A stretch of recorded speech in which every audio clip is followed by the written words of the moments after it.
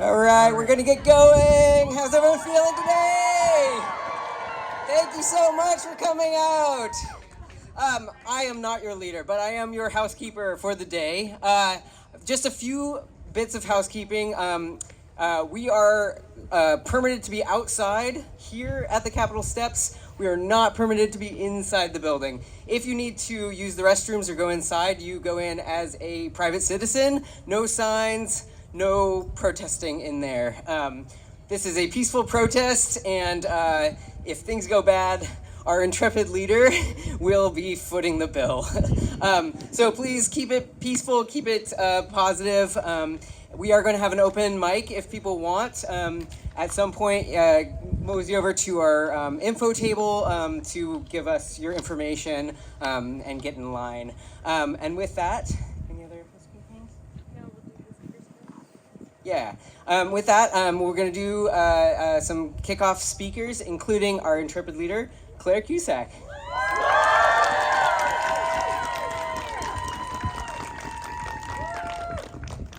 Hello, Connor, will you help me with this part? Sorry. It seems high. Well, can you hear me? Yes.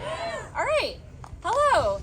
I'm Claire Cusack. I'm a doctoral candidate in clinical psychology, and I am thrilled to join together to make our voices heard. We are here because we are standing up for science. We are here because we are making it clear that science is a public good. And we are here because science touches the lives of every single person, and we know that science saves lives. So today we're going to hear from some Kentuckians on the importance of science because we choose science, not silence. So I'm going to ask you, why are we here? Science. Let's try it again. Why are we here? Science. Cool. So I was born and raised in Northeast Tennessee, town Johnson City. My mom taught biology at a public high school. Some of my favorite memories growing up include decorating a cake like a cell and labeling the organelles. I recall sitting at the kitchen table with my mom working on science fair projects. And what I learned from my mom then, and what is even more clear to me now, is that science brings people together. Science strengthens communities. Whether or not you have childhood memories about science like mine, we all live in a world where we benefit from science. From the light bulb and electricity, to airbags, bridges, and cell phones, to purified water, we do not have modern life without science.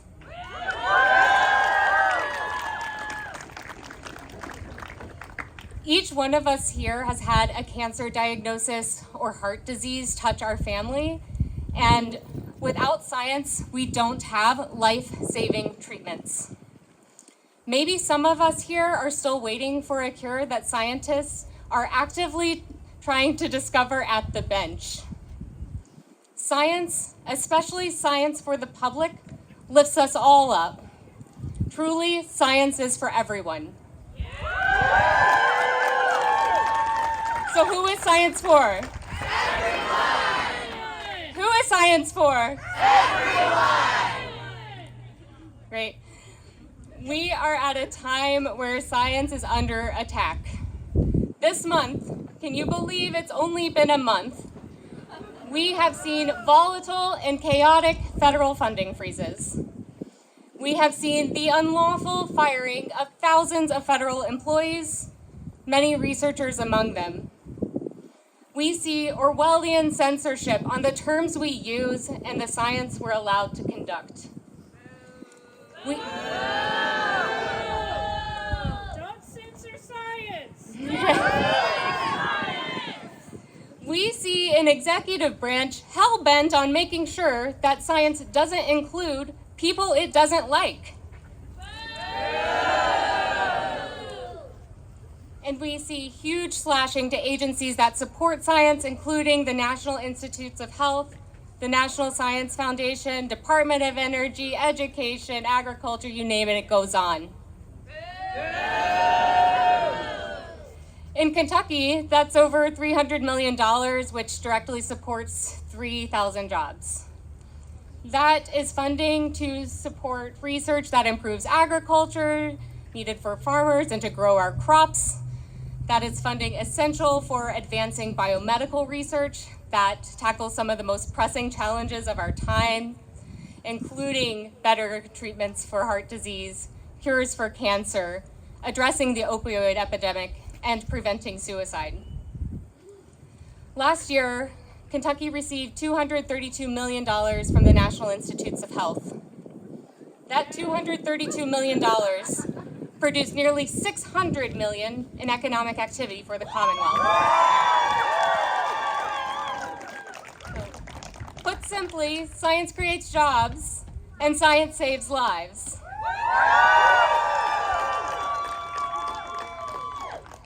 So we are not going to sit by idly while they try to destroy science, the infrastructure that supports it, and the public's confidence in the evidence. So are we going to let misinformation go unchecked? No! Are we going to be quiet while they try to erode science? No! And are we going to bend to draconian executive orders that stifle progress and put our lives at risk? No! No, we're not. So here's what we're going to do, and here's what we're doing right now. We are here to stand up for science. We are here to defend science as a public good. And we are here to remind everyone that science is a pillar of social, political, and economic progress. To that end, we ask for three things. One, to end censorship and political interference in science. Two, to secure and expand scientific funding. And three, to defend diversity, equity, inclusion, and access in the sciences. And yes, all of them. Again, science is for everyone. So thank you all for being here. Thank you for showing up. Thank you for standing up for science. Before I turn it over to the speakers, I'm going to ask you all just one more time, why are we here? Science! And who is science for? Everyone! All right, great, thanks. So with that, let's get started with some of the scheduled speakers, beginning with Dr. Sherry Levinson, a professor and scientist who works to cure eating disorders. Hi, everyone. Can you hear me okay? Yeah. All right. So my name is Dr. Sherry Levinson, and I'm a professor at University of Louisville in the Department of Psychological and Brain Sciences and also in the Department of Pediatrics. I also founded the Louisville Center for Eating Disorders, which is the only eating disorder specialty center in the state of Kentucky. My primary job is to carry out science that improves the lives of those with eating disorders and other mental health problems, and also to train the next generation of scientists and clinicians who will carry on this work. So today I'm going to tell you two stories.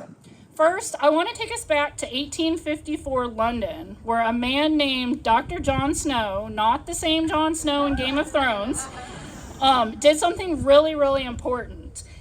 In 1854, there was a huge cholera outbreak in London, and no one could quite figure out why it was happening.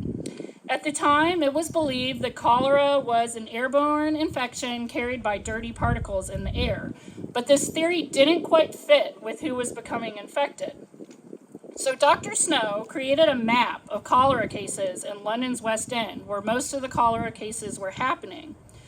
What he found from this map was that most people who were contracting cholera were all centered around a water pump on Broad Street. Then from that observation, he investigated each cholera case to determine if the person had access to the pump.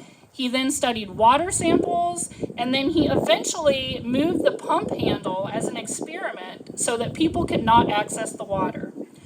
Removing the pump handle made the cases of cholera significantly decline. From this scientific method, Dr. John Snow discovered that cholera was a waterborne disease that was caused by germ cells in the water. In this outbreak, 613 people died, and many, many more would have if not for Dr. John Snow's work.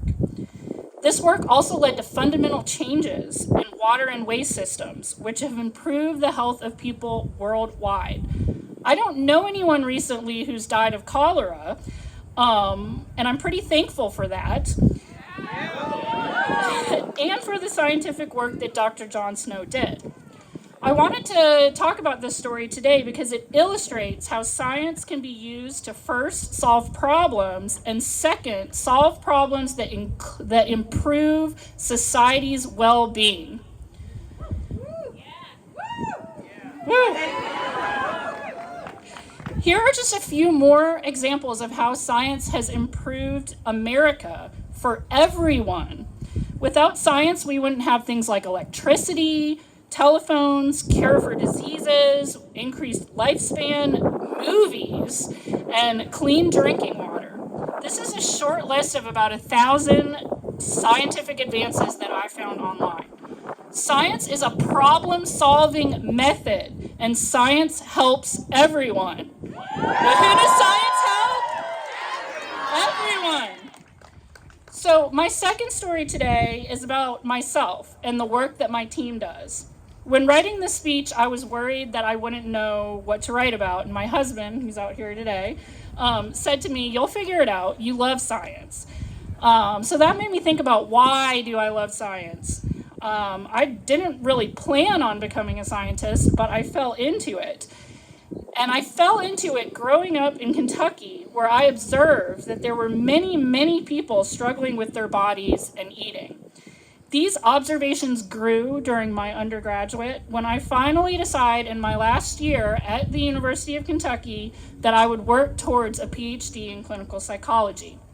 I was drawn towards science because I learned that I could solve problems and make our world a better place through science. This is why I love science. The work we do has real impact and can change people's lives for the better. This is what drew me to the work.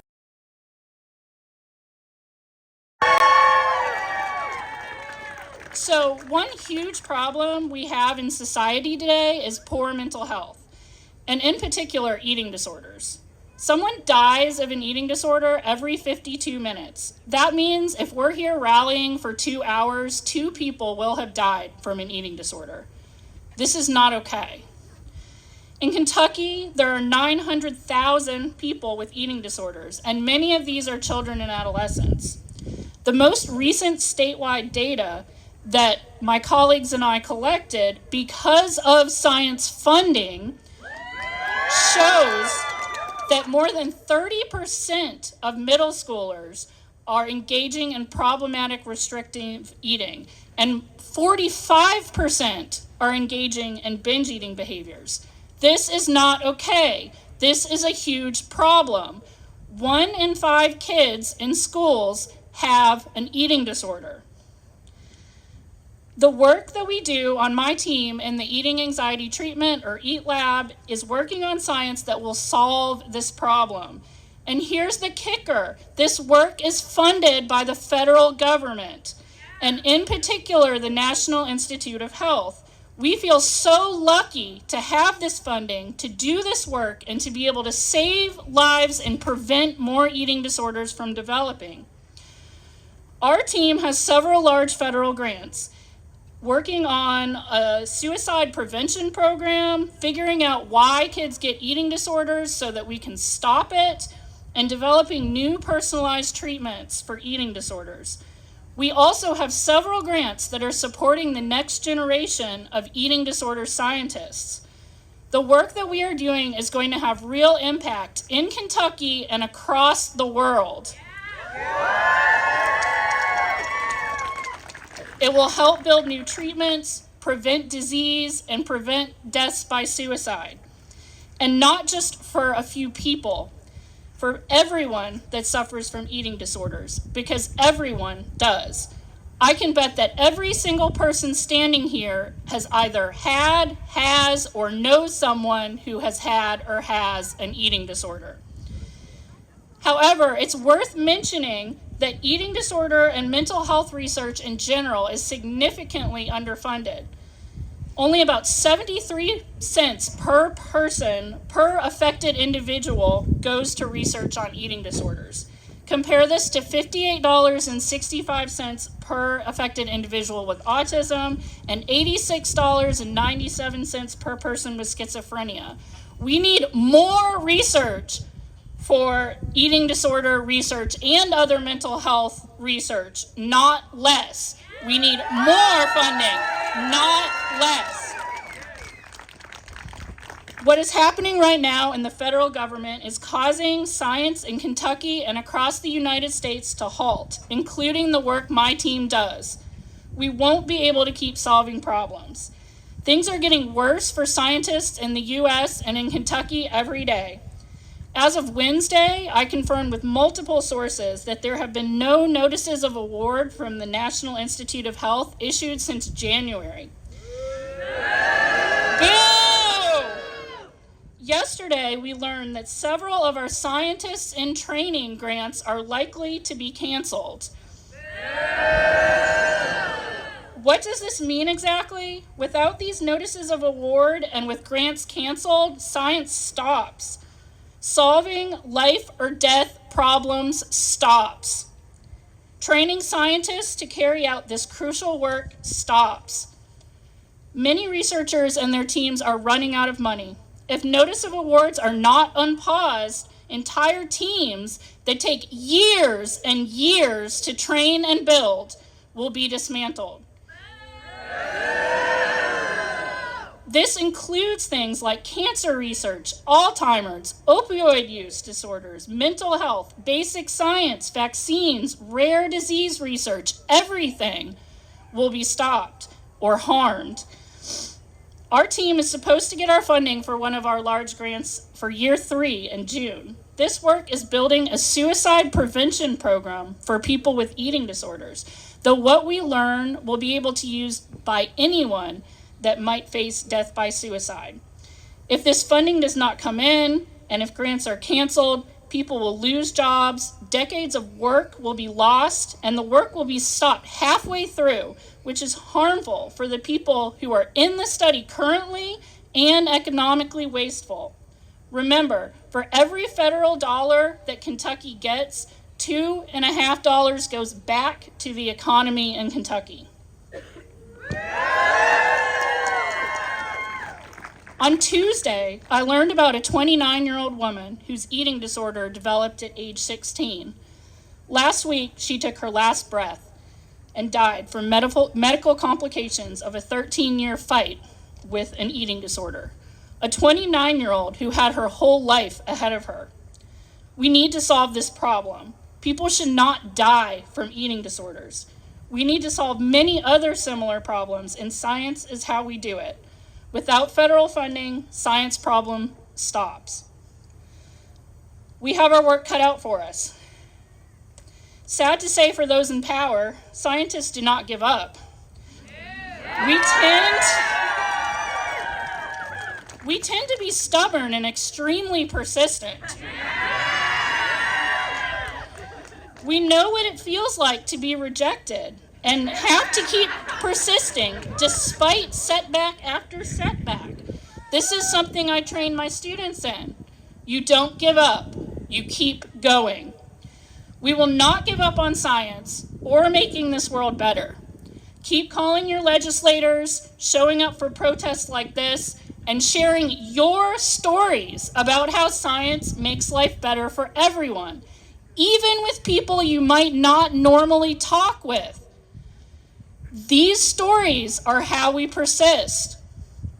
I'm going to end, I guess, with a third story. When I was putting this talk together, I came across my 8-year-old daughter's book called 100 cool scientific facts. I really was like, Karma, what are you like? You're just like giving me this book right now, right? One of the first pages I opened reminded me of the fact that all humans are made of stardust. Science figured that one out. Pretty freaking cool, right? Sometimes we all need a reminder that we're made of the same materials and that these are the same materials we see shining down from us and that we're standing upon now. This reminds me of two things. First, science is bigger than all of us. And second, science is something that links us. Science is for everyone.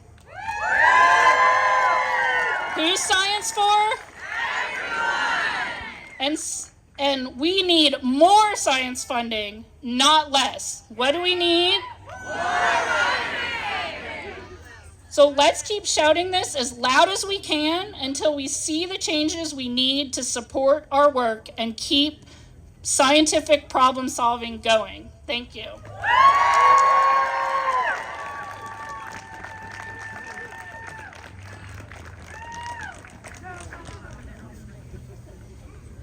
All right, thanks, Dr. Levinson. And now we'll hear from Dr. Brian Carter from Pediatrics.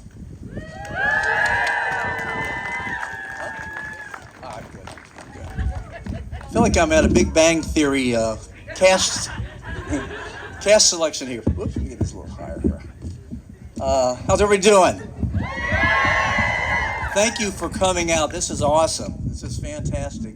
And happy to address you. Kind of representing the medical sciences and the health sciences today. I've been at the Department of Pediatrics for 4 decades, and I don't look like it, I'm sure. But I've seen so much change. When I first came, the Department of Pediatrics had 26 full-time faculty members. We now have 200 plus, the largest department in the School of Medicine. But that growth came because of the science that we're talking about funding today. That growth came because we were making advances in diseases like, I'll give the example of cystic fibrosis. And in fact, I have a great nephew who's 29 and has CF. And when I first got to the University of Louisville and worked with the CF clinic, the average age of a person with cystic fibrosis was around the late teens to the early 20s, just when you're entering your stage of life for a lot of you out there. Now, due to the advances in science, we have people living into their 40s, 50s, and beyond. And some may have a full lifespan because of the advances in science. That doesn't come at that. Fantastic. I'm here to get you guys worked up, by the way, okay? Because imagine in 4 decades, we've made those kind of advances with something like cystic fibrosis, a genetic disorder. We've discovered genes. We've found the roots for so many diseases. We're looking at cancer now. And it's not a time to pull back. Right? This is the time to move forward. One of the big things that's really been upsetting is that the indirect costs that go with the grant typically have been about 30 to 45% of the other expenses for a grant. The current administration has reduced that to 15%. I mean, that's for your... More, right? More. Because 15% buys nothing. You know, you need your lab, you need your postgraduate students, we need your postdocs, we need the people who fuel this thing, but yet we're cutting back, we're doing less, and trying to do more with less. Another thing that's happened with this is that executive orders have been directly banning any kind of references to gender and sexuality in grants. Papers are being pulled from being published just because they have some reference to gender in them. Funds are being withheld. So science is halted in the middle of all this just in order to make sure someone's happy that we're not making somebody else upset or someone's not included and excluded. So this atmosphere being created is really a Debbie the Downer, right? Wah, wah, wah, for researchers and for scientists to look forward to getting their grants funded and to advancing healthcare, advancing our technology, and advancing everything we do in this country that makes this country great. Our own Kentucky State Legislature, by the way, I just heard this the other day on the news report, is looking to replicate Doge. Okay. Yes. The rocket blowing up a couple of days ago, right? And the Teslas that are Tesla trucks that are not functioning very well. Well, these people, that's the model for what our state legislature wants to do to get rid of fraud and scams in our government that probably aren't there for the most part.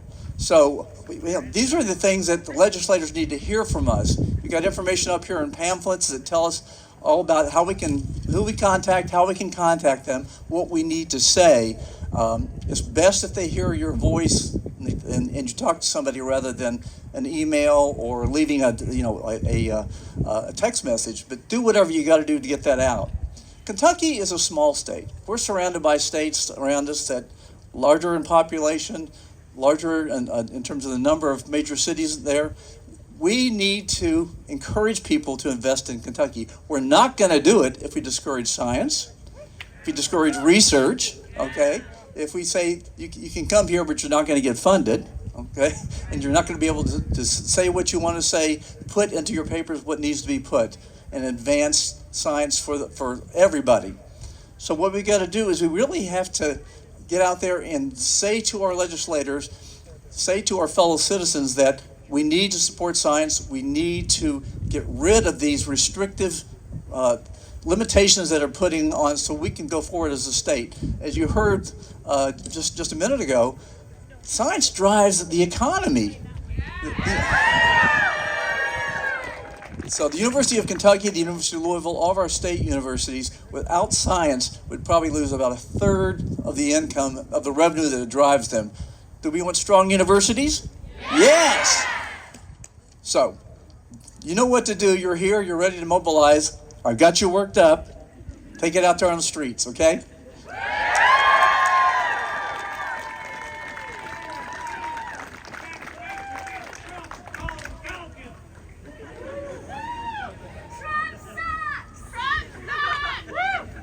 We'll try some chants in a minute, but okay, we're going to introduce Dr. Rachel Torres, neuroscientist extraordinaire. Hi, everybody. I'm so thrilled. This great crowd. This is wonderful. I'm Rachel Torres. I'm a neuroscientist at U of L. I did my undergrad at UK. Super happy to be here. In my PhD program, I spent 6 years working with people with spinal cord injuries. Arguably one of the worst hands you can be dealt. A lot of not so good hands you can be dealt, but you know, most of spinal cord injuries happen through either car accidents or violence. So it's a pretty rough hand to be dealt. So one of the things that happens in spinal cord injuries, of course, most people, especially with high injuries, they cannot walk. But when asked what they would prefer if with research to help them, would they prefer more research on blood pressure control or helping them walk? It chose blood pressure control. It sounds like, whoa, that's weird. Wouldn't you want to walk? Here's what happens because people with spinal cord injuries, blood pressure goes way up and way down. Here's the kind of things that happen in their lives. And I just wanted to tell some stories about that. That's why I'm here today. I think stories are a great way to learn.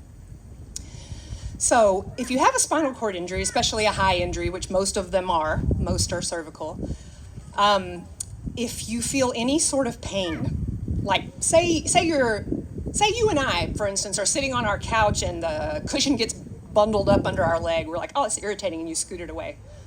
When you have a cervical spinal cord injury, you can't feel that. So that sensation of something bothering me doesn't go up to your brain to tell you to move. So instead, the body finds another way, as bodies tend to do, to get information where it needs to be. And so blood pressure shoots up to stroke-causing levels. And for some people, it doesn't happen just when they're sitting on a weird cushion. It'll happen when their shoelace is too tight. They need to go to the bathroom. They're trying to make love all the time. It'll happen sometimes up and down all day long, and they don't even know why. The flip side of that is their blood pressure also goes really low. It's like, great. This is terrible. So what happens when your blood pressure goes low is you don't have the blood in your brain to think straight, to make decisions. Perhaps after you eat, it goes so low that you've got to sit back in your chair. Maybe you're in a restaurant and you can't sit up and talk with your family. It's day-to-day getting through life. Things we take for granted are really, really hard for people with spinal cord injuries. So my team developed something really simple that is never going to get a Super Bowl commercial because it's drug-free. We taught people how to breathe in a certain way to raise their blood pressure and breathe in a certain way to lower it.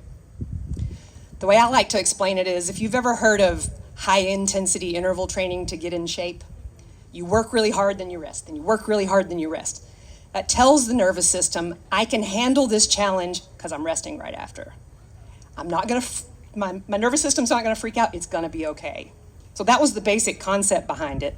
And it worked really well. We had a lot of cardiovascular improvements and people were able to change their blood pressure with their breathing throughout their day, and it was just really, really cool. So that being said, I'm thrilled with that. And one super quick story. As researchers, we're not supposed to have favorite participants, but out of my 21 people, all with cervical spinal cord injuries, this one particular person, he was 28 years old, got T-boned in a car wreck, had a C3 injury, so really high. So he had not only no movement of his legs and was unable to walk, he had no control neck down. So he moved his wheelchair with a tube, with his mouth. And guess who out of all the participants was the best at moving their blood pressure? That makes the hair on my arm stand up. So arguably someone who has been dealt the worst hand is the best at this super simple, non-drug treatment that can certainly save money. How easy it is to learn how to breathe. I mean, that's free. So he was really great. And I loved working with this population. It was a wonderful group. But here's something really, really interesting. Guess who paid for me to get my PhD? NASA. And you might be thinking, what, you're not a rocket scientist? No, not even close. Because guess what happens in space? Your nervous system, with arguably people who have been dealt some of the best hands in life. You gotta be super fit to be an astronaut, right? But when you go to space, what happens is gravity is not pulling your blood down like it normally would. So normally, like standing out here right now, especially because we've been standing for a while, gravity's pulling our blood down and our nervous system pushes it back up to our brain so we can think, we can walk, we can eat, we can smile, we can protest, things like that. But that doesn't happen in space. So the nervous systems of astronauts become just like the nervous systems of people with high spinal cord injuries. That's why they paid for my education. So there are certain other, I'm not gonna name names, people that own space companies that would really like this information, right? I didn't say that, but I feel it. And that doesn't make any sense. If it's something that is going to improve lives, something that saves money.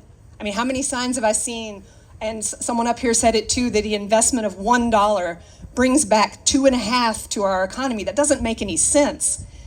I mean, I want to cut waste too. I mean, I eat the ends off my bread, you know, but that's not waste. I mean, you and I take for granted when we need to go to the bathroom. It's annoying. It's like, oh. I had a participant, through learning how to breathe and pay attention to her body, after 10 years of having a cervical spinal cord injury, felt the need to pee for the first time. I mean, that's amazing. Things that we take for granted that people need just to get through their day. So thank you for listening to my stories. I'm so happy to be here. And I'm continuing my work in Sherry Levinson's lab now, working with people with eating disorders, and I'm privileged and blessed. So have a great day, guys, and thanks.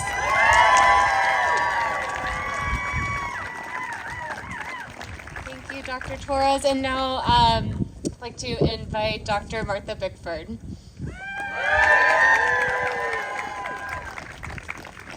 Thanks. Yeah, I'm Martha Bickford. I'm a university professor. I was told by my chair not to announce my affiliation, but all of these previous speakers were my colleagues. So I've been a scientist for over 40 years, and I've always taken for granted that the dedication and passion of scientists was valued by society. Now I've realized that this is not a given, and we need to communicate and advocate for science, especially basic science. So, yeah, why is basic science so important to society? First, basic science research is the foundation for all biomedical advances. For some policymakers, the lag between scientific discoveries and medical breakthroughs diminishes the value of basic science. But without basic research, we would not have things like insulin, antibiotics, or cancer treatments. As a neuroscientist, I feel the need to point out the basic research to understand the amazing complexities of the brain and spinal cord are the necessary building blocks for understanding the root causes and eventual treatment of chronic mental illnesses such as Alzheimer's and Parkinson's disease, disorders such as autism and schizophrenia, and injuries caused by strokes or trauma. So my first point is science is valuable. Okay, second, if the treatment of these devastating conditions is of value, then we must also value the pipeline to train future researchers. In Kentucky, this training occurs in many venues, but particularly in our colleges and universities, where NIH funding is of critical importance, including the current negotiated indirect costs. NIH funding has not only supported my lab, but also the training of many current and future scientists. I want the U.S. to remain a leader in science, and I want my trainees to be able to contribute to this. This can only happen if NIH funding is increased, including grants that support the education and training of future scientists. So yeah, that's my second point, is support future scientists. Okay, finally, support for science supports our economy. We've heard this in the previous talks. Less than 1% of the federal budget supports research, and Kentucky receives less than 1% of the extramural grants awarded by the NIH. However, federal grants make a huge impact for our state. As we've heard before, every NIH dollar is more than doubled in terms of the economic activity that is generated. And of course, there is no better investment in Kentucky's workforce and economy than higher education. Training in STEM disciplines is particularly important for advancements and innovations that contribute to Kentucky's economy. Again, NIH funding is an integral part of this economic development, and scientists are worth the investment. So, just my final point. Science works for Kentucky.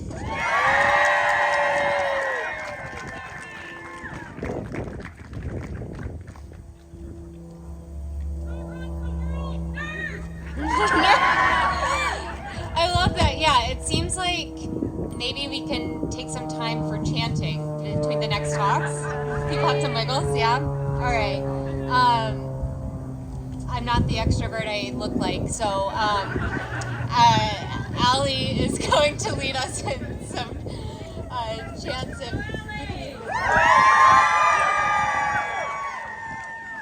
Hi everyone, it's so great to see you today. You can't see her, but my dog Nellie is here. She's almost a year old, and this is her first act of political activism, so... Woo! All right, we're gonna get going with some chants. Who is science for? Everyone! Who is science for? Everyone! There we go! Science, not silence! Science, not silence! Who is science for? Everyone! We want science, we don't want silence! When we kill cancer, we help save science! What does saving science do?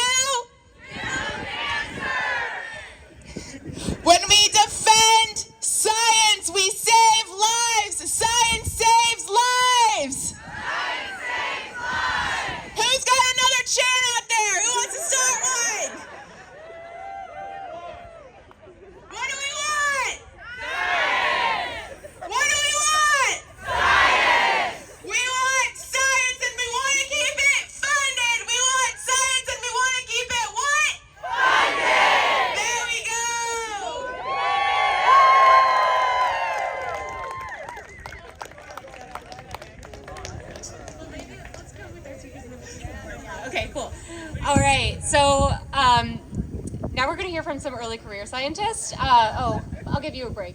You can go next. Okay. Let's start with Kira.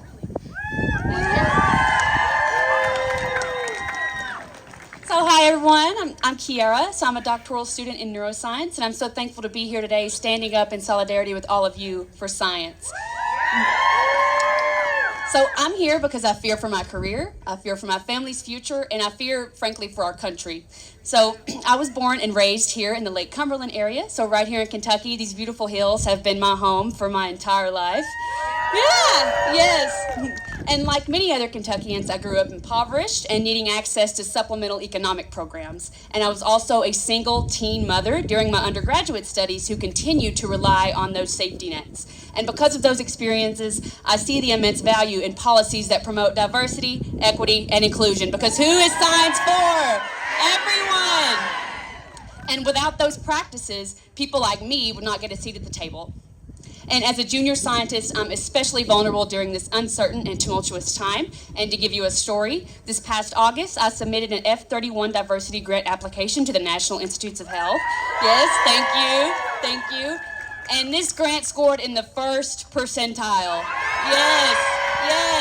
And if you know NIH, you know it's golf scoring. The lower, the better. However, due to the administration's executive order barring federal funds from contributing to diversity, equity, and inclusion practices, that grant will not be awarded. Yeah. And in fact, the advisory council meeting has been postponed with no rescheduling on the horizon. So, yes, this administration's commitment to anti-intellectualism is alarming. The public trust in science has experienced massive erosion as a result of this commitment. This is unacceptable. And the so-called Department of Government Efficiency's mission to senselessly and illegally slash critical programs that fund science is unacceptable. Yes. So we have to stand up for science and protect all who wish to participate in science. We have to defend diversity, equity, and inclusion within science, as well as protect the funding that promotes this inclusion. Because who is science for? Yes, and why are we here? Yes, science, not silence. Science is a public good, and I'll echo this point. Science is a central pillar of social progress. Again, so why are we here? Thank you.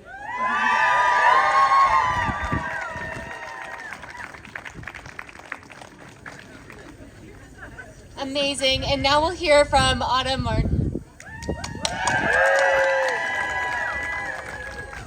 Hi, hello everyone. It's so exciting to be here.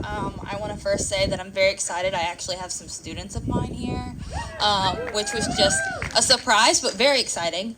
So I am a PhD candidate here in Kentucky, and I have had quite an interesting point to where I am as a candidate. I'm from Middle Tennessee, just south of Nashville.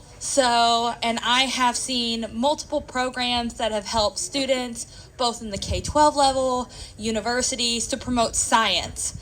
So one that I like to really think about, and one that is currently in threat, just like here in Kentucky, we had this program that I was honored to work with as an undergraduate that specifically had a weekend seminar for young girls from middle through high school, in which we brought them to the university that I was at to introduce them to all different forms of science. From neuroscience to biology to chemistry. We had the robotics department all there to especially promote young women in science. Yeah, so great. And what was also so awesome about this was that so many of these girls came from lower socioeconomic backgrounds, to which we got grants and funding that provided them a free tuition for the entire weekend with transportation and food included, to where they could only focus on having that experience of science for the entire weekend. It was wonderful. And awesome. So something that as I've gone into my PhD now and I have kids myself, I think back on what they're gonna get to experience one day. I've got one child who's in middle school now, and they're already pushing about college. Right? Where are you going to go to college? What are you going to do? Right? And she'd come home and she's like, well, I don't know. It seems like the options are being very limited these days, right? She's like, yeah, boo, I don't know, right? She's like, I don't know if I can go into science because what I've heard from you is that, well, they're trying to cut that, right? They don't want women in certain spaces. They don't want people who don't look like who they want in these spaces either. Boo. Yeah. And as a sociologist and with a medical background as well, it is concerning because science is done in so many different ways and helps in so many different factors, right? So seeing that someone so young who hasn't even hit some of the biggest milestones yet, right? Can't even drive, which is a very big milestone at that age, right? Has a conceptualization of what is happening right now and how it's going to impact her future going forward. So I am just so concerned where we are right now, right? For myself, for my future, my family's futures, my students' futures. This is something that we have talked about in our class of, well, if we have bills that impact our universities and prevent us from being able to teach things like diversity, equity, and inclusion, and we have things that are cutting funding to science, how are we going to have students continue to go into the university, right? Boo, I agree, yeah. So I wonder, about this for my students' future, myself, right? And I'm just so honored to be able to be here with everyone else who have these same feelings and these concerns, right?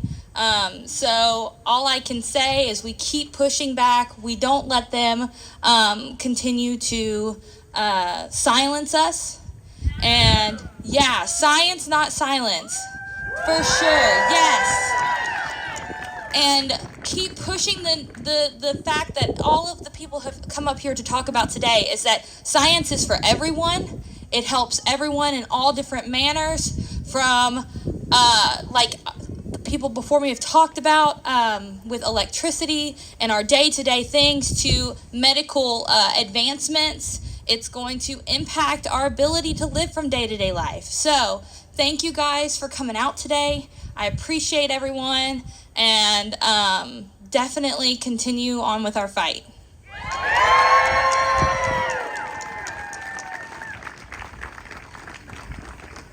And we all remember Allie. Here's Allison Grady. Thank you, Claire. So as she said, my name's Allison, or Allie, I respond to both. And I have the honor of also working in the Eating Anxiety Treatment Lab at the University of Louisville under direction of Dr. Sherry Levinson, who spoke earlier today.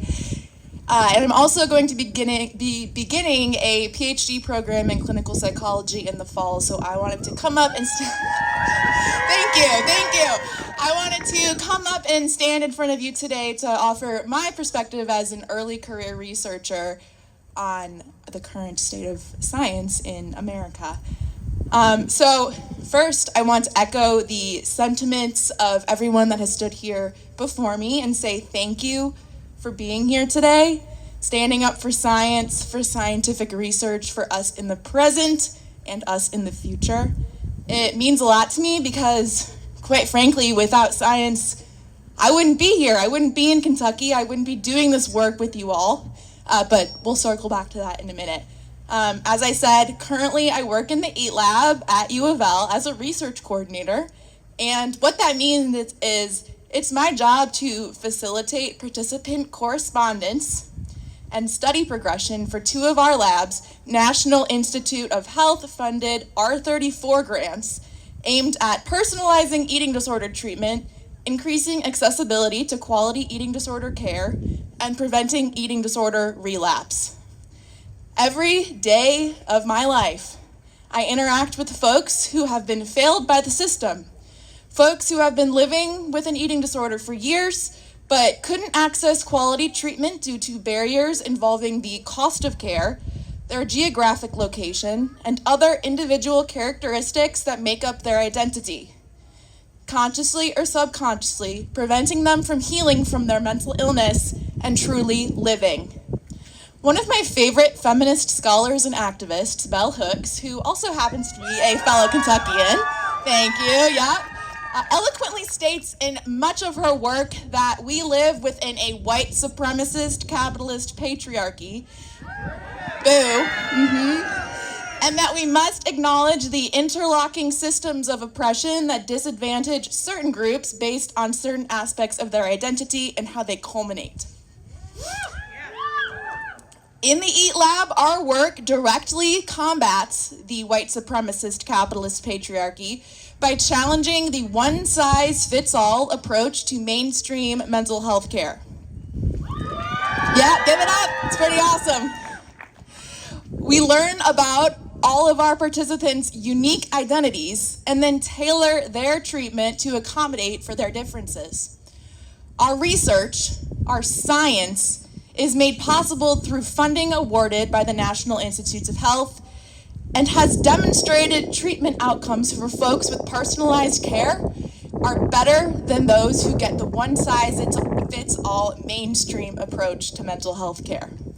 It helps beat the world's most deadliest psychiatric illness, or second most deadly psychiatric illness, and validates the lived experiences of our participants, because everyone deserves access to quality mental health care that works, regardless of all of their interlocking identities. Thank you. Without funding from the NIH, our team would be unable to do this work. I and my colleagues would not be paid. I make my livelihood off of grant funding. And in addition to being unable to afford rent or food or other things that you need in order to survive, I wouldn't have been able to rescue my puppy Nellie, who I mentioned earlier, who's with me today, who was found in an abandoned barn in the rural eastern part of our state, kind of close to where we are today. I wouldn't be able to afford rescuing her if it weren't for the grant funding that the EAT Lab receives. So not only is science saving human lives, but it's also saving animal lives.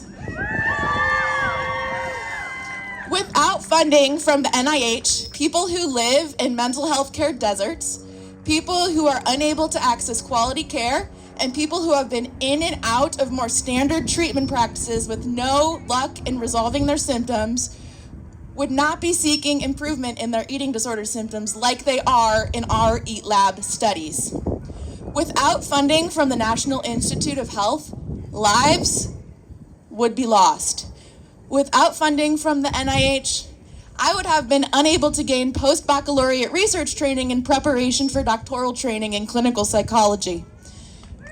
Currently, due to the volatility and unknown future of scientific funding, countless early career scientists who are exceptional scholars, researchers, and clinicians who hold incredible promise as future psychologists of the United States and who are quite frankly overqualified to begin graduate training are unable to gain admission to some of our country's universities right now. Boo! For many, this means that 6+ years of experience, of school, of training feels like it was for nothing. For many, the future feels bleak, and for many, they are questioning, was it truly worth it? Was all of this work and effort and just trying to make the world a better place worth it? These folks, especially these early career researchers, just want to help save people's lives, to help change the system and ensure folks who need treatment are truly seen.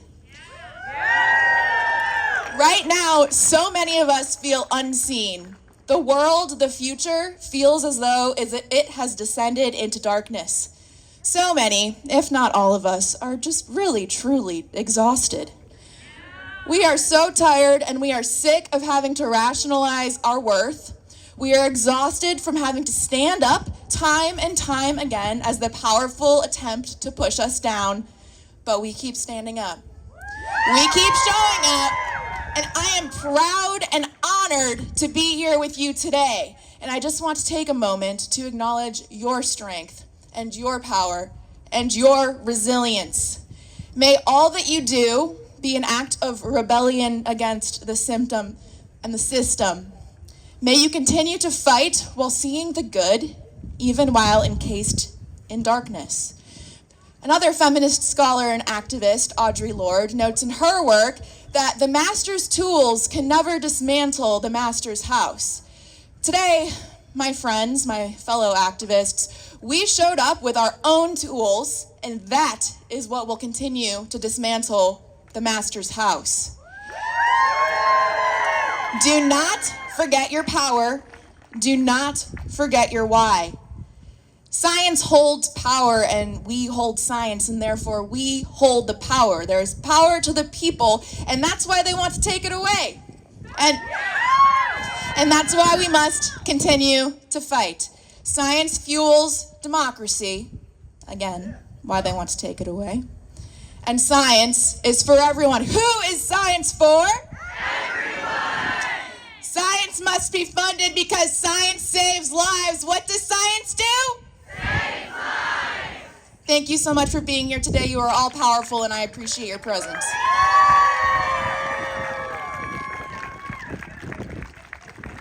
All right. Thanks, Allie. And so, yeah, this is beyond my dreams.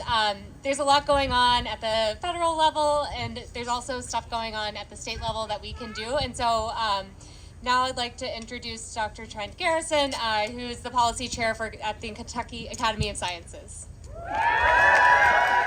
Thank you very much. And I just wanted to take a second to say thank you to all the organizers. I don't even know their names. I know Claire. But this has been a great event. Thank you, everyone. Somebody left their phone up here? I don't know. Is that yours? Okay. All right. I am Trent Garrison. I am the policy chair of Kentucky Academy of Science. And I'm going to talk to you a little bit today about what we can do if my paper doesn't blow away here. So, as you know, science is the pursuit of knowledge. It's the rigorous testing of hypotheses and the relentless quest for truth. From the climate crisis to vaccines to everything in between, everyone benefits from science, whether you're a Kentuckian, an American, or anyone really living in this world. However, we must acknowledge that the integrity of scientific research and the freedom of scientific expression are both facing unprecedented challenges. From anti-fluoridation to anti-tenure to anti-water regulations to anti-DEI, all happening right here behind us, right now. We see this in the erosion of trust in established scientific institutions, the spread of misinformation, and the politicization of scientific findings. Science should not be a political or partisan issue.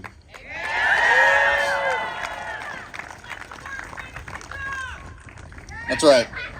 It's a matter of safeguarding the very foundation of an informed society.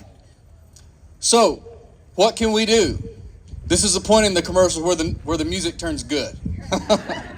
What can we do? So, here in Kentucky, we are fortunate to have the Kentucky Academy of Science. And I'm not trying to co-opt or anything. I was asked to talk on behalf of Kentucky Academy of Science. I assume that if you're here, you're familiar with that. It's the largest scientific interdisciplinary network in the state. And we've been around for over 100 years, since 1914, when we were involved in the Scopes trial, for those of you who are familiar with that. So it's a nonpartisan organization dedicated to promoting scientific understanding and informed policy. Our Science Policy Committee grew out of the March for Science movement in 2017. I'm sure many of you are familiar with that and came to that event. I was one of the organizers in Lexington, and we talked about science policy a lot in Kentucky Academy of Science, but it wasn't until then that we really, formed a separate committee for that. We have to do something to influence policy and become more involved, especially at the state level. We're focused a lot on the state level, on the national level to some degree too. Our thought is we can have a bigger impact on influence locally that affects our lives, our colleges, our schools, and our students right here in the Commonwealth of Kentucky. Thank you. I have learned that effective advocacy requires more than just passion. which is what I had, and that's all I had. I had passion, and I came to things like this, and I didn't know what to do with it. I had lots of energy. But it requires crafting compelling stories and arguments and communicating effectively and building bridges with those whom we don't necessarily agree. I've been in lots of meetings in these buildings, and that's what Kentucky Academy of Science, the Policy Committee, tries to foster, are those types of relationships. We have to meet with people that we don't necessarily agree with and come up with some sort of compromise. It might not be ideally what we're looking for, but it's a step in the right direction as opposed to not talking to them at all. Thank you. We have workshops, resources. We have a website that tracks every state bill from all the 14 or however many steps it is. You can go to our website right now and it'll tell you where these anti-DEI bills, anti-tenure bills, it tells you where those are on our science policy website. And we invite you to join us. There's about 5 to 10 of us who do this work. Most of us are non-paid. And we've done a tremendous amount of work, especially during the state legislative session that lasts 30 days, but it seems like a lifetime right now. We're in the last few weeks of it right now. There's probably stuff going on that I don't know of today. So here's my plea. Please join us at the Kentucky Academy of Science. I have some pamphlets and a sign-up sheet right over here. If you're associated with any sort of college or organization in the state of Kentucky, it's likely free to you to sign up for KES. And if not, it's really cheap. We are the only organization in the state dedicated to following science policy interdisciplinarily. We regularly have, just a small number of people, so your help would be very much appreciated. I will close. I'm the last speaker today, and I just want to close by saying we are Kentuckians, we are Americans, and we are united in our commitment to scientific research and integrity. With your help, we can do much more than that. There's a lot of people here, so let's all put all this energy into use and moving it towards changing policy, starting here in Frankfort. Thank you very much. I appreciate your time.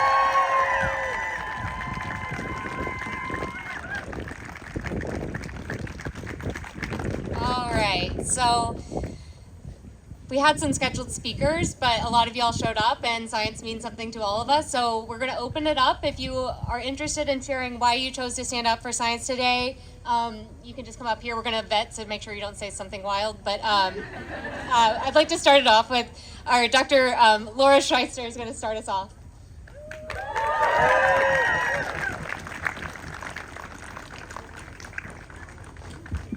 I'm Dr. Laura Schweitzer. I'm a past interim dean of the School of Medicine at the University of Louisville, and I am a neuroscientist. I think it's great that you're all here today, but I want to share some things with you and motivate you to do even more. So the new head of the National Institutes of Science is Dr. Bhattacharya. He is the physician from Stanford who advocated for herd immunity during the COVID epidemic. In other words, just let them die. The new head of Health and Human Services, RFK Jr., in response to the measles epidemic that's spreading from Texas to other states now, said in response to that, kids get measles every year. Just let them die. He didn't quite say that, but the implication is just let them die. So that's what you're up against here. You are a group of scientists. You're passionate about science. It's great that you're here today. This is not a check the box kind of occasion. This is a let's get started now occasion. Let's get started now. Sign up for the Kentucky Academy of Sciences. Stay tuned into the news and other activism you can take. You need to do something. I have committed myself to doing something every day. Commit yourself to doing something every day. Thank you.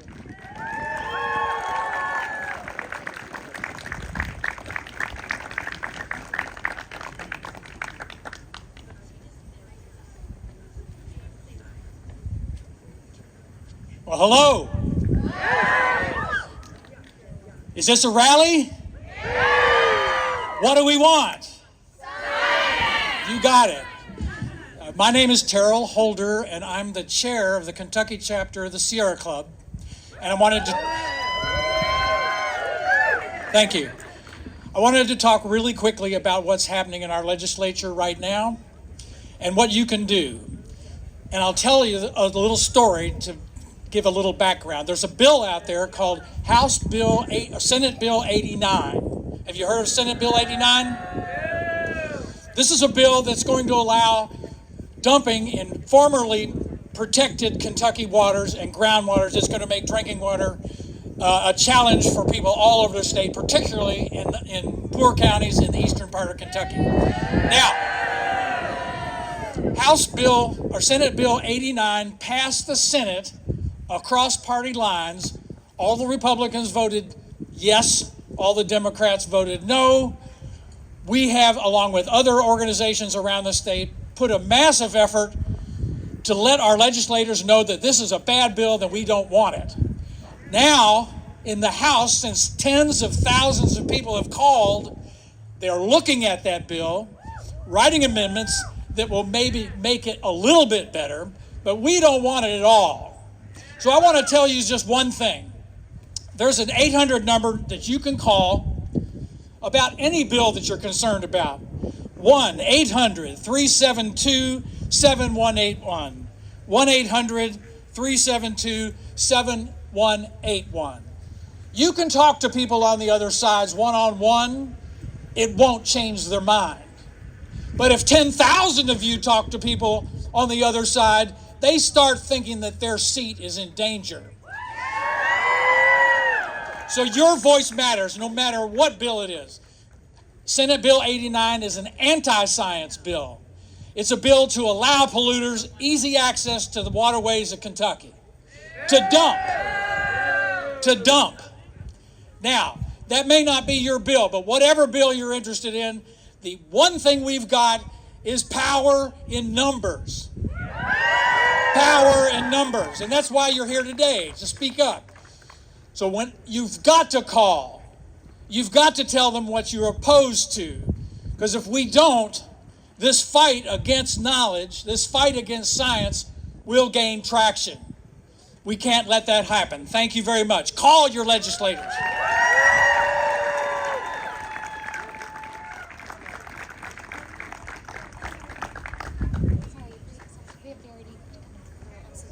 Oh God, you're here. Okay, hello. I'd love to introduce Verity, who has something to say.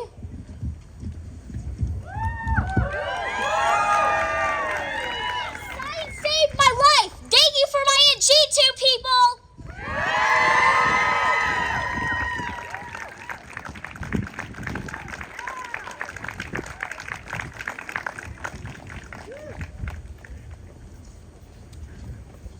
Thank you so much for coming out today. My name is Cindy Corbett. I am a scientist, but the reason I'm here is because I run some of the social media for March for Science Louisville, for Together We Will Louisville, which try to educate people and help them find ways that they can take action. So I really appreciate that you mentioned the Legislative Research Council's phone number. And for those who maybe are more on the introverted side and the idea of calling and talking about a bill makes you nervous, I have to tell you, the people who answer the phone are so lovely. They're so nice. It takes less than 2 minutes usually. What happens is you call. If you're put on hold, that's a good thing because that means other people are calling. Yes. I love it when I get put on hold for a few minutes, but not forever. And they'll say, welcome to the LRC comment line. How can I help you? And you say your name and you tell them your address or at least your zip code because they want to target that to your legislators. And then they say, what is your message? And I usually have a long list that takes about 5 minutes. If you sign up for Together We Will Louisville, you can get access to that list as well. I publish some of those in the March for Science Louisville. I'm talking about Facebook, by the way. I'm old. I don't do the other stuff. Anyway, you call and you say, I would like to tell my representative that I oppose whatever bill it is. At this point, it would be SB 89 because SB 89 has already passed through the Senate. It is now coming up in the House. If you sign up for the legislative tracking that Trent Garrison talked about, you will know where the bill is so that you know where to target it. If you don't know, you just tell them, tell all the senators, tell all the legislators to oppose this thing.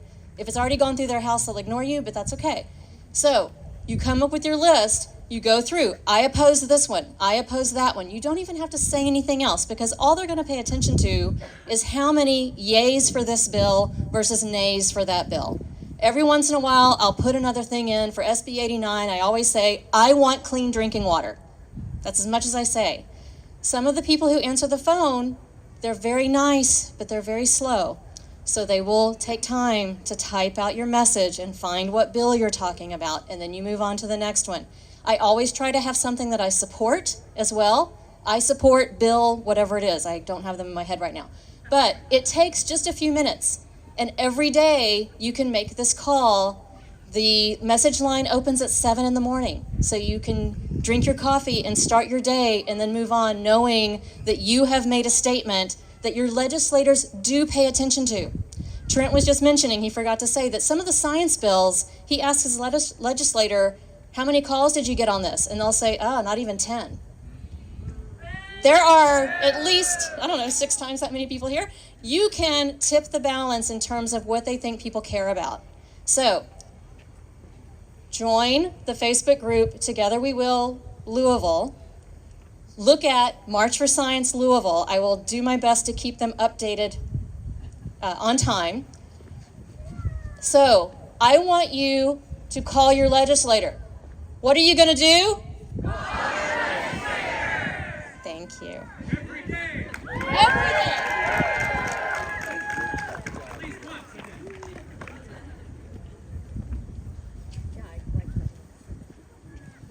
Hello, everyone. My name's Dr. Rebecca Bossetti, and I am a faculty member at the University of Kentucky. I need to put the caveat out there that I don't speak for my university, but I'm here speaking on behalf of myself, my colleagues, my students, and the populations that I seek to serve with my research. Thank you. I am a first-generation college student. Access is everything, and because science serves everyone, everyone deserves to have a voice in the science that is done. That is essential to work for science that serves everyone. Science training has taught me that there are a lot of things in this world that I don't know and that I don't understand. It's also taught me how important it is to trust experts and scientists in their field. I don't know anything about chemistry. I don't know anything about medicine. I don't know anything about physics or geology, but I trust the people who have dedicated their lives to learning in those fields because I know they care about the truth. I study social work and the juvenile justice system. All of my work has been dedicated to healthy development for all kids in our country. From looking at our education systems, looking at our child welfare system, looking at our juvenile justice system, and all of the ways that we can do better for our kids to foster their healthy development. A group of researchers that I have known advocated for years and years and years until 2020, which was the first year that the federal government allocated funds in the budget for child sexual abuse prevention. The first year was just 5 years ago, and those funds to research the prevention of sexual abuse are at risk. I am thrilled to see so many children here today, to see that they care about policies that are being made, even though they do not have a vote.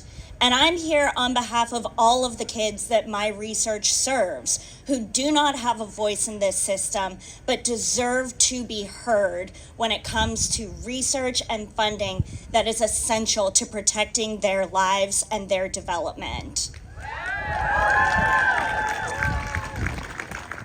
Science has also impacted me personally. Science saved my dad's life when he was 19 years old. Science saved my mom's life when I was only 7. Science has saved some of my best friends' lives from sepsis, from paralysis, from major depression disorder, from ectopic pregnancy and eating disorders. Science has touched every single person that I have known and loved in my life, and all of the people that I haven't known and loved in my life.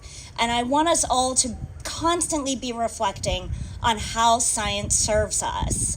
I am a product of IVF. Science is the very reason that I am standing here today.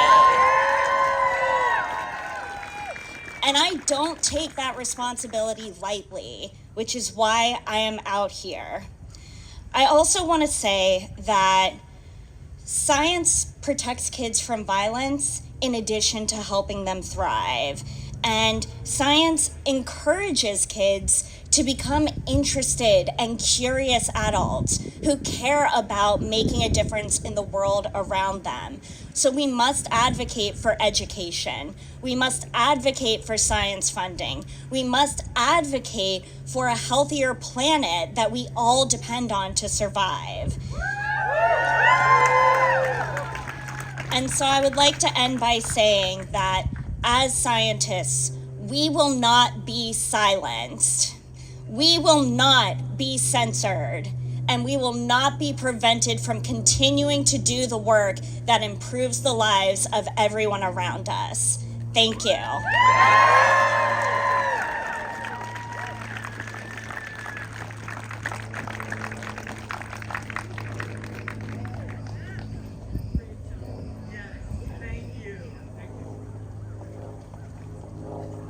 Hello, everyone. My name is Amanda Bailey. I am Miss Highland Heights. Is anyone here from Northern Kentucky University? Norse Nation? Anyway, got a couple? So I live in Bowling Green. I went to Western Kentucky University, and I am a scientist.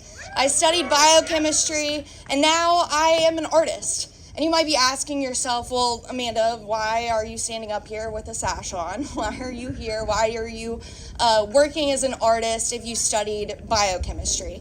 And I'd like to talk a little bit to follow up our previous speaker about curiosity in students. So I'm competing for the job of Miss Kentucky this summer, and I'm very excited about that. But what energizes me the most is the community service initiative that we are encouraged to promote. So my initiative is called Start with STEM. It's about encouraging parents to be involved in project-based at-home learning for students that combines art and science, because my goal is to keep Kentucky curious. My goal is to inspire kids to look at the world around them, to see these leaves without trees and not think, oh, well, those are a bunch of branches, but say, oh, this tree is dormant because of winter. I learned that in my science class. And to say that I want to paint a photo of that because I think it's a beautiful landscape and I resonate with winter.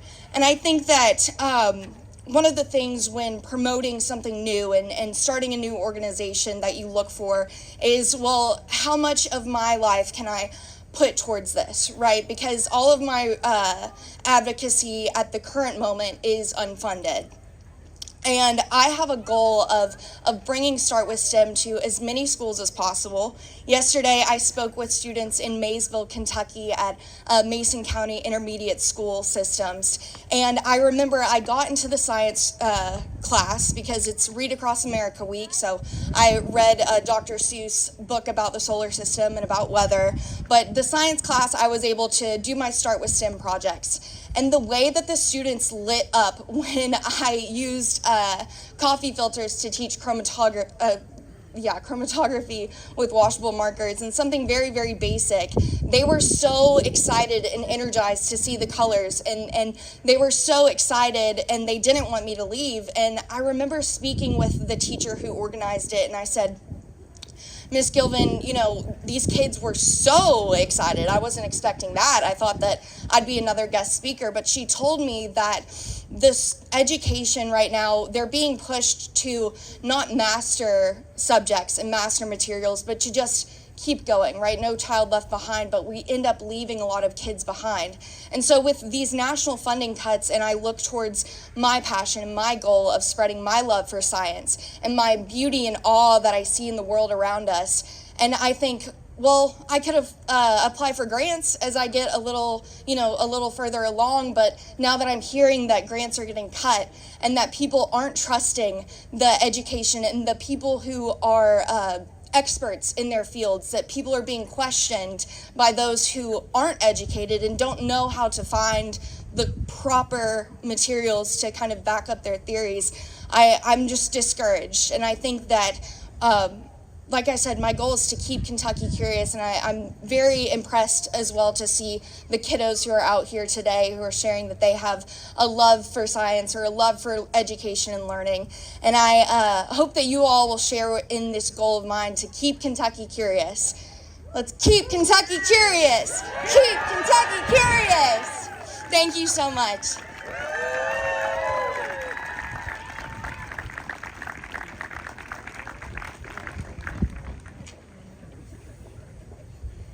The attacks on diversity, equity, and inclusion in academia are an attack on every person who has been minoritized.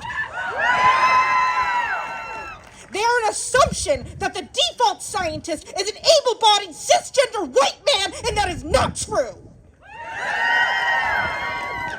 As fellow queer people, and especially the trans people in my life who I love, know this government is hell-bent on silencing and eradicating us. But we know that we will never be eradicated.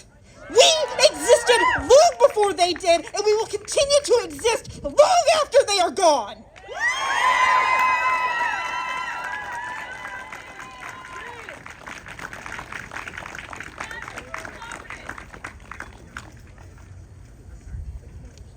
Hello, hello.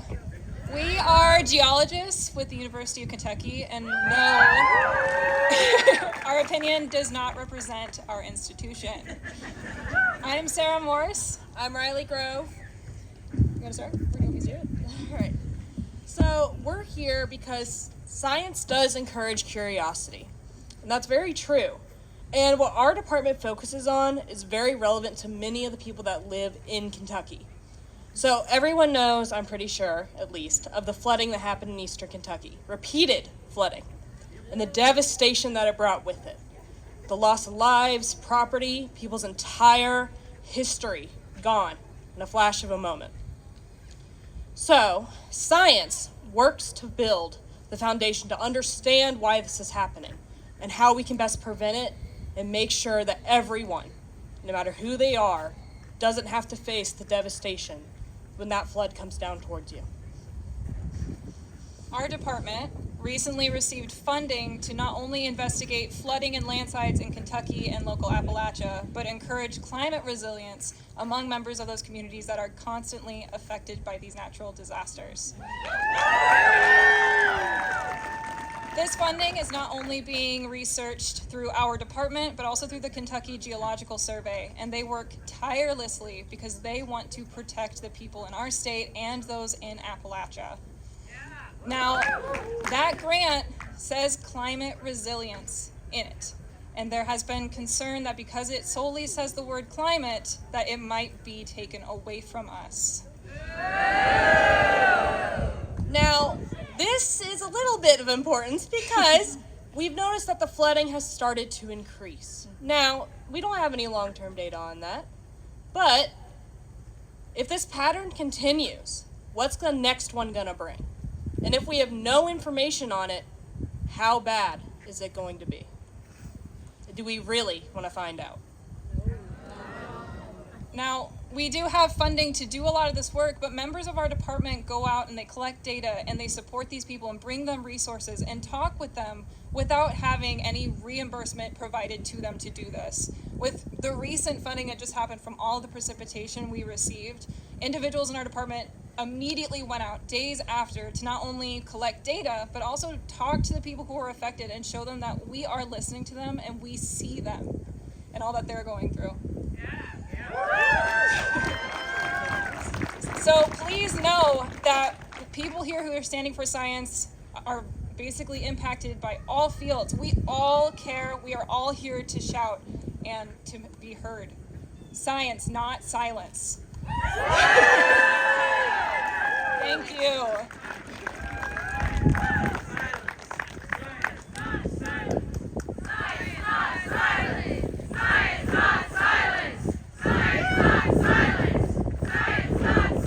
Woo! You all sound lovely out there. Once again, like everybody else, thank you for coming out. My name is Emily. I am a student at U of L. I am studying sustainability. Once again, my views do not show my university or my teachers, but I'm a student of sustainability. I plan on going into policy making one day, either for the Cabinet of Environment and Energy or here in my hometown of Frankfort. Thank you all for coming. The thing that is threatening science right now, that is threatening our funding, is the idea that if we cut funding, that we can try to make things more efficient. I would like to debunk this right now, that cutting funding will make things more efficient, because as we all know, it will not.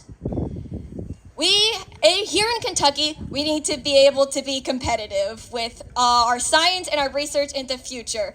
I have a sign. It's science equals investment. This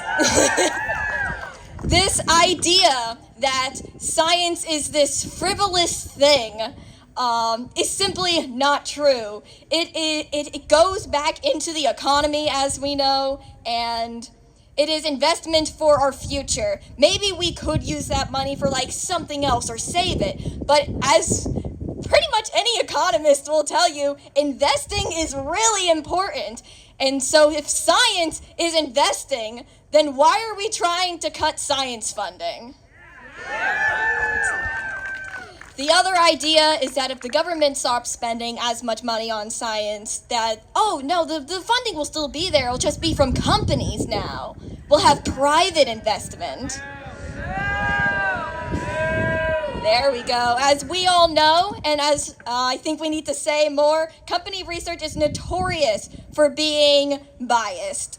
Biased research is not helpful. It is not bringing us more towards a better future. We do not want private funding. Another myth is that the money we put into science just disappears. I'm so thankful that the people before me have been talking about how every dollar that we put into science, that we put into NHS, that we put into research goes back into the economy. It doesn't just go away. It goes to the researchers who then spend it at small businesses here in Kentucky or in America. The funding doesn't just burn or vaporize or get put in an offshore savings account for billionaires. Let's see. Another idea that I've heard around is that, once again, we're not going to get rid of all the funding. We'll just get rid of some of the frivolous stuff. You know, the stuff that we don't need. To which I say, politicians don't know. Scientists are the ones that know what is helpful research, not the politicians. We need to have trust. Politicians need to trust that scientists know what is going to be helpful. They know that their research is going to help people. They want their research to help people. One of my favorite science fun facts is that one way that we learned a lot about our brain and about neurons is through squids, because they have giant neurons. Now, maybe a politician would be like, why are you doing research about squid brains? We're not going to fund that. That's weird. But it's been able to help us so much. You can't just cut off the edges and expect to be able to decide from the get-go what is going to be the best or efficient. Let's see. I would like to talk about NHIS. Another idea is that, like, okay, fine. We'll fund all of your research, but we're going to stop some of that other stuff for other countries, which, pardon me, but no. NHIS not only funds amazing projects here in America, it also funds amazing research happening outside the country. It also funds amazing outreach programs to stop diseases like AIDS, like malaria, like tuberculosis. And with the freezes that have been happening right now, those drugs, that help is not going to those other countries. And you know what we're seeing? A rise in tuberculosis, a rise in malaria, a rise in AIDS. Now, I personally think that one of the most amazing things that science has done is get rid of smallpox. I think that is equivalent to us going to the moon. And I also, if there are any economists out there listening, I think that was pretty efficient, because now we've gotten rid of it, and now from as long as our species continue, do not need to spend any more money on smallpox. And I believe that we can do this with other diseases. I believe that we can do this through science. Thank you. Gotta turn back on my phone.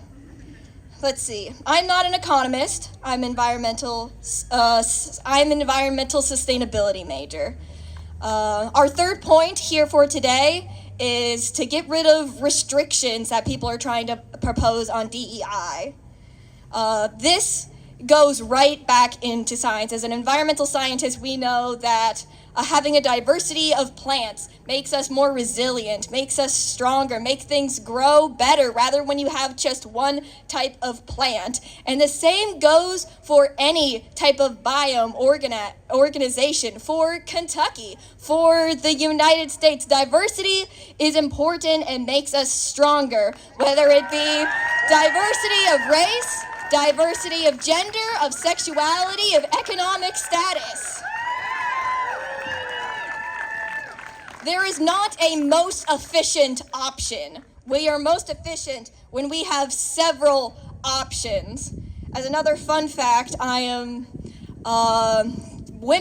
are 17% more likely to die in car crashes, according to several studies. And part of that is because female testing dummies are not required.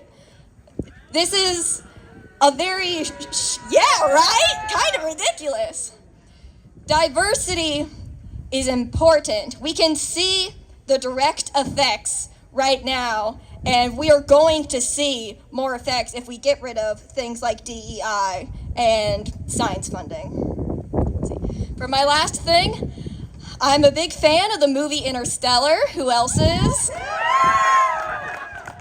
And in that, there is a poem called Do Not Go Gentle Into That Good Night. And I would like to read that, but there's a catch. I want all of you to get out your phones right now. So, you can put down your signs, you can put it under your foot. I want you to get out your phone, and I want you to go ahead and look up who is your senator. You can find it really quickly online. The poem takes like a minute or two. I'm going to look that up. A little cheat code, I know.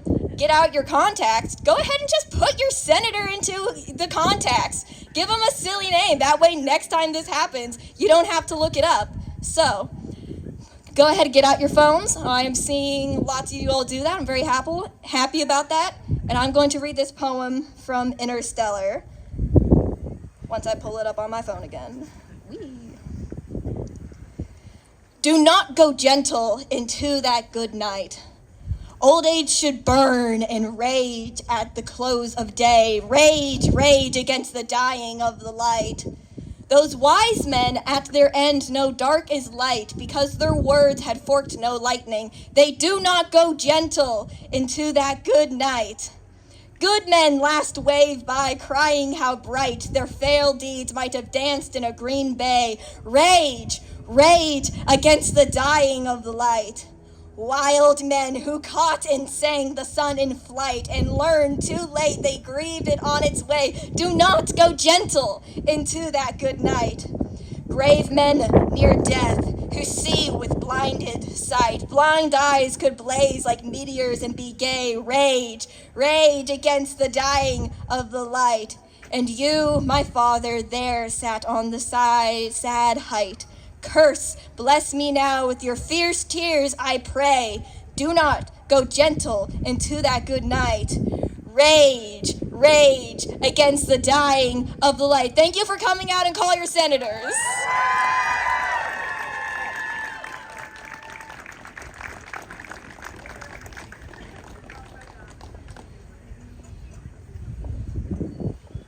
Can we give it up one more time for my good friend Emily over there? Thank you. They want to be mayor someday, and honestly, I believe they will get it. My name is Tina. My pronouns are she, her, and actually, this is the first protest I've ever been to. Thank you. I wasn't even planning on saying anything here, but I think it is important for people like me to speak up. As a transgender woman, I am used to attacks on my existence being made on the boundaries of faux science. Attempts to strip people like me of their civil rights have been made at this very building. I'm sure you have all heard politicians making a fuss about men and women's sports, something which is not supported by data. Transgender women actually consistently underperform compared to their cisgender women counterparts, but that's the thing. The politicians who make these arguments are not making them in good faith, and that is on purpose. They know that what they are saying is completely ridiculous. They want to waste your time by making you address their bad faith grievances so that they can advance their anti-intellectual agenda. They want to wear you down. They want to make you tired, and they want to make you give up. Now, I don't know about you, but I'm not going to let them. Are you? Are you going to let them? Every time a politician stands up and says something inflammatory, like there are only two genders, we should say, sit down, you reactionary, xenophobic, homophobic, anti-education, anti-choice, leave it to Beaver trip back to the 50s, poor excuse for a human. Because I refuse to capitulate to people who advocate against my existence. Thank you.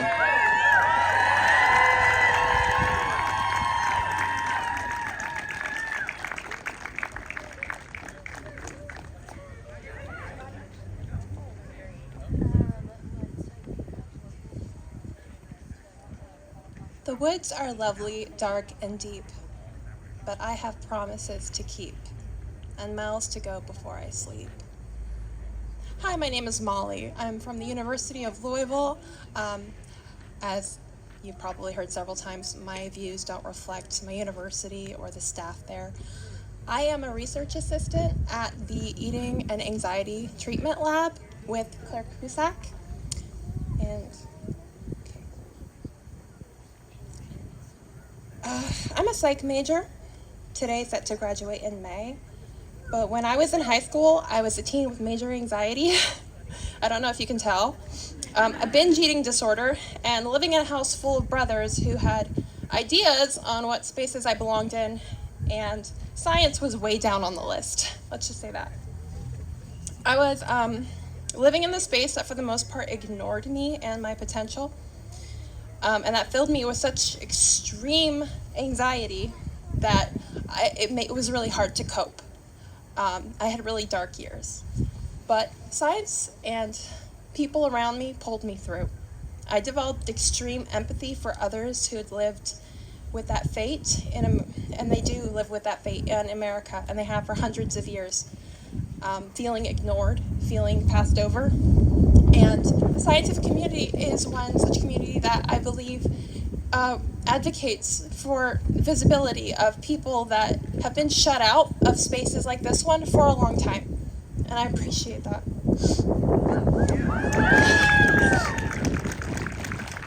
Gender affirming care is being denied to people like the children of my childhood best friend.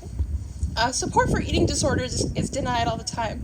Mental health services to underserved populations like the elementary schoolers at Muhammad Ali in the west end of Louisville are being denied, and their parents can't afford mental health services.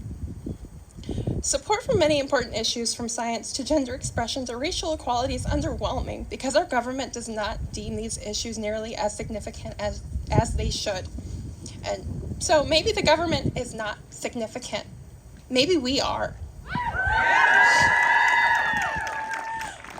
I feel one thing we can do today for the betterment of Kentucky and the country is not only to support science for those in need, but support the people in your lives, the young girls, blokes, and non-binary folks, I am such one, to pursue science if they show an interest, and especially to pursue activism, because if we've learned anything from recent events, it's that these two conversations are going to be intertwined for a very long time. I thank science and activism for leading me to communities where I felt seen and supported. Please continue supporting the intersectional issues by standing up, showing up, and telling Trump to shove it. Thank you.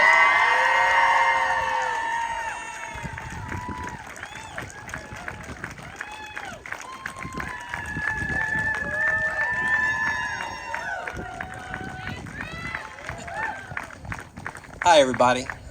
My name's Drew Elliott. I'm representing University of Kentucky Markey Cancer Center and Berea, Kentucky.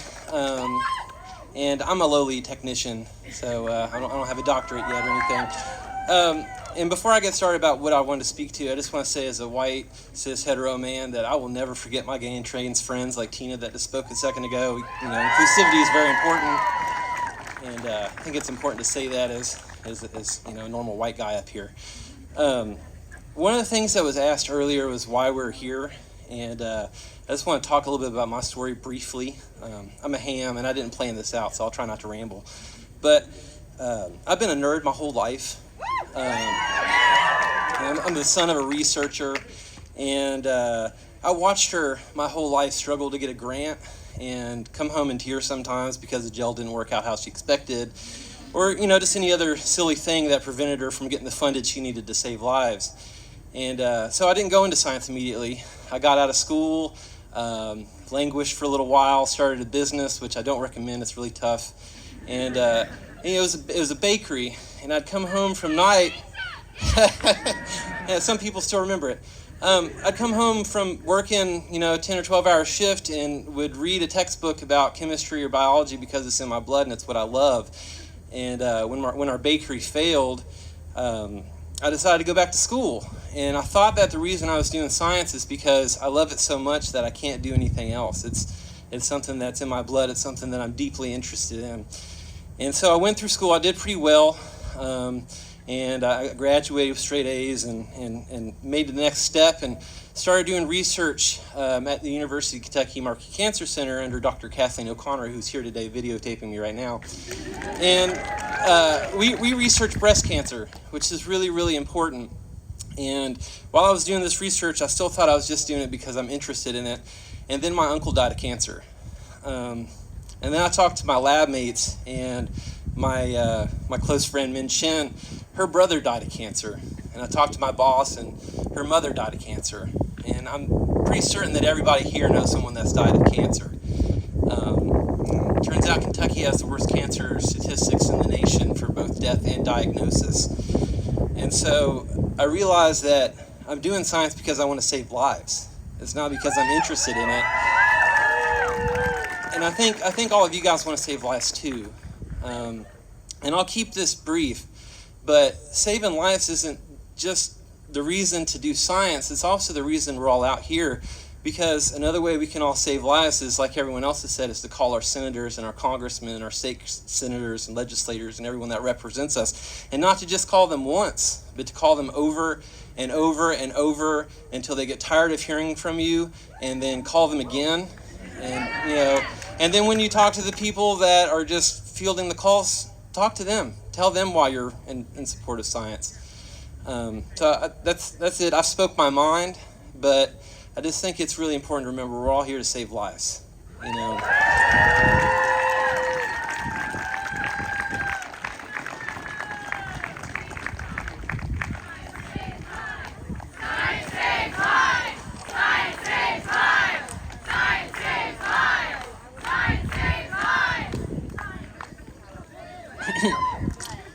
Hey, that's.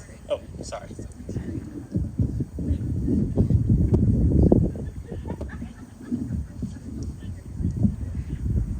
Thank you.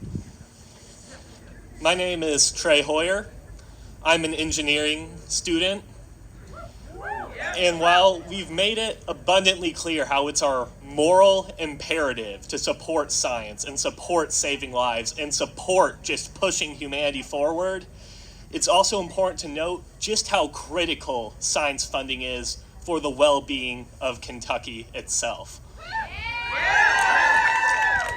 We lag just behind California as the second largest aerospace industry in the country, despite having a fraction of the population, and we should take pride in that. Kentucky builds technology and we push the country forward. Morehead State University in Kentucky has the best space systems engineering program possibly in the world. We have pioneered the microsatellite movement. Kentucky is the one who sends all the satellites right now orbiting the moon at a fraction of the cost it once was. This fuels our economy. This fuels our well-being. This fuels our education. This fuels our future. And I am absolutely baffled that some people who argue that we need to rescind some rights for the sake of the economy or whatever will just destroy Kentucky's economy like this when we rely so much on science. We rely so much on federal funding. We rely so much on what is right now under attack.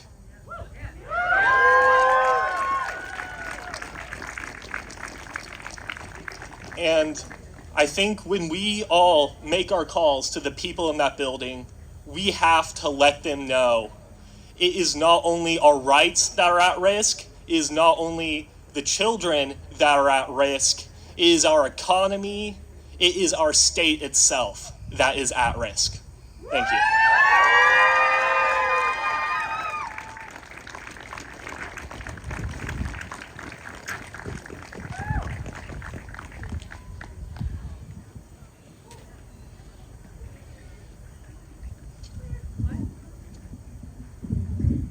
I think I got it. It should be fine. Hey everybody, my name is Marina and I'm a graduate student at the University of Kentucky. No, I don't, I'm not vouching for them. Everything I say is my own opinion. One thing I want to say before I start what I had to talk about is we've had a lot of talk about senators and calling them. There is an app called 5 Calls that if you download, basically you put in your zip code, will give you all your senators and have a list of every issue that's currently on the docket that you can click the button. It'll have a script for what you say and then it automatically calls your senators or your representatives. So please use 5 Calls. It's a lot easier. So I'm going to talk about something and then I'm going to pump it up a bit when I'm done. One thing is I am a refugee from a war-torn country. I came here to the United States in 1996 and I've seen what can happen when you don't think it'll happen to you, but it does. Ethnic cleansing, right? It's all fun and games until they start coming for you too, because they're coming after DEI and they're giving us WEI, white, entitled, and incompetence. That's what they're giving us, right? And that type of level of entitlement and incompetence is going to lead to the worst things that are inside of humanity, and we're already seeing it happen. Fascism, it happens in Western societies. Don't let them fool you. Cruelty is the point, right? The cruelty has always been the point to make you feel so low that you're not going to stand up for yourself anymore or anybody else, right? So it's time. Nobody's going to save us, guys.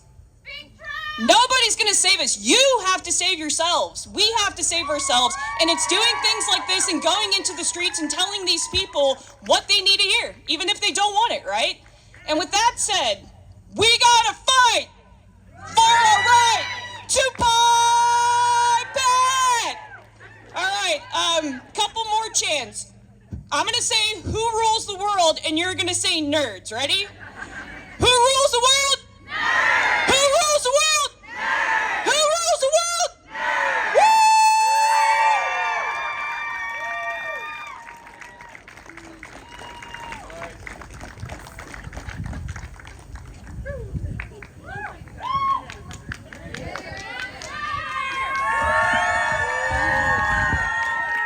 I actually don't have anything else to say, but other than thank you. That is basically the scheduled part of our time. Happy to hang out and chant if you'd like, or if anyone else wants to speak. Mic's still open. What I will say is we have some flyers and stuff on the table for continued action and things you can do beyond today. People have talked about 5 calls, calling your senators. Those things are critical. We will need continued action. It is not just stand up for science on March 7th. It's stand up for each other every day from here on out. So please get some materials before you go and share widely. But yeah, that's all I have to say. Yeah, thanks.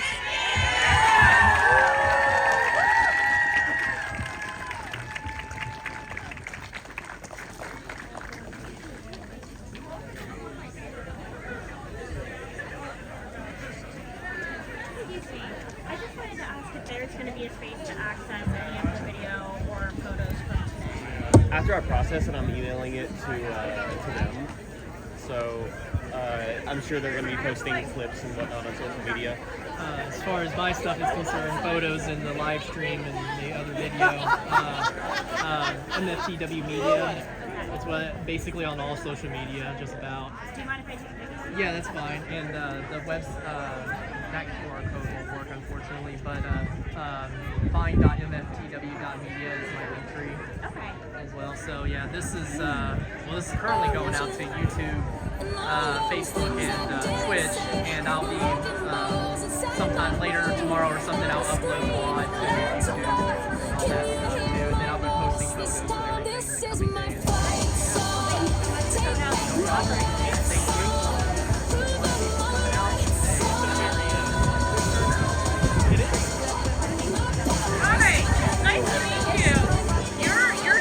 Your talk was amazing.